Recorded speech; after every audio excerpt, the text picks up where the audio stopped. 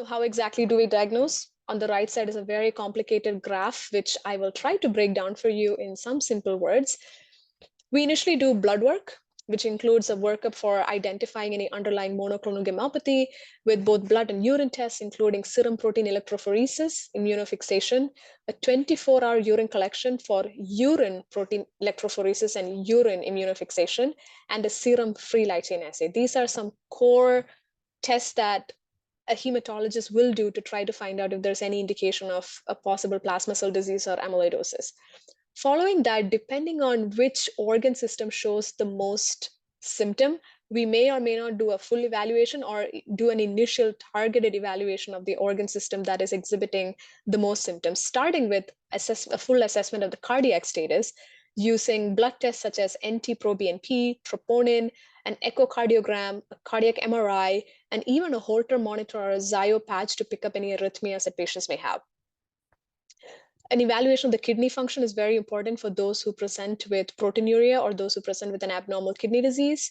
And a complete metabolic panel and 24-hour urine is one of the tests that we always do.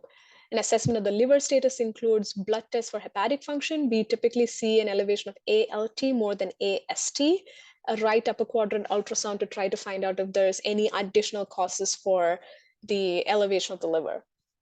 Nerve studies are important for those patients that present with neuropathy. And while not done routinely, there are some invasive tests such as electromyography or nerve conduction studies that can be done to try to identify, and a nerve biopsy if there's no diagnosis despite all these nerve conduction studies and electromyography. The assessment of GI status is quite challenging just because of the location of the gastrointestinal tract. However, motility studies, 24-hour fecal fat, etc., can be done to try to identify involvement of the GI tract. And for additional blood work, especially in those patients who are bleeding, an assessment of the level of factor 10 and coagulation parameters such as PT, INR, and APTT are very important.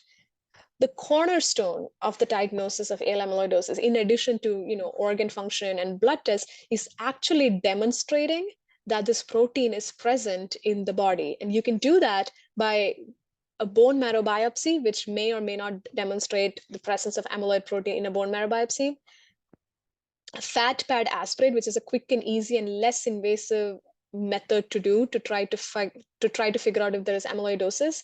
And also finally, involved organ tissue biopsy, which means if the patient is exhibiting cardiac symptoms, actually doing a catheterization and doing an endomyocardial biopsy, a kidney biopsy if someone has kidney disorders, etc., etc.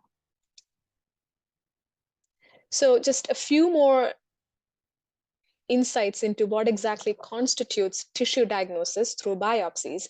Now, the sensitivity of the site of biopsy differs. Typically, we like to do the least invasive option for our patients, and that includes a fat pad biopsy in which a needle is passed to the fat pad that we all have in our belly. A little bit of the fat is aspirated and sent for testing. The fat pad biopsy, when done by itself, has a 75% sensitivity, which is quite great. If you're suspecting involvement of the bone marrow biopsy, you do a bone marrow biopsy, and that has a sensitivity of close to 70%. But if you combine a fat pad aspiration and a bone marrow biopsy, the sensitivity is as close to 90%. The tongue is an easy place to access, especially for those who have an enlarged tongue called macroglossia with 86%. And most importantly, a biopsy of a vital organ, which is kind of the most invasive procedure that you can do, like biopsying the heart or the kidney or the GI tract, etc., that has a yield of almost close to 100%. So we always try to defer that invasive test if we can identify with the earlier biopsies, which is the fat pad, the bone marrow, and the tongue.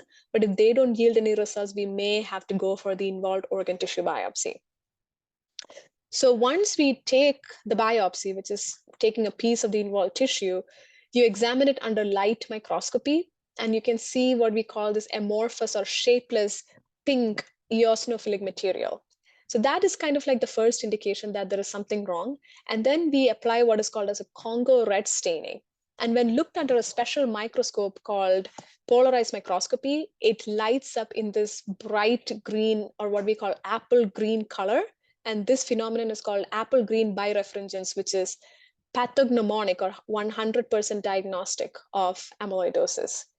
In addition, while we established that this protein is present, remember we talked about the four major types, and there are at least many, many more types of AL amyloidosis. There's a technique called mass spectrometry in which you send a piece of this amyloid tissue and it can directly give results as to what exactly is the subtype of protein that is causing this amyloidosis.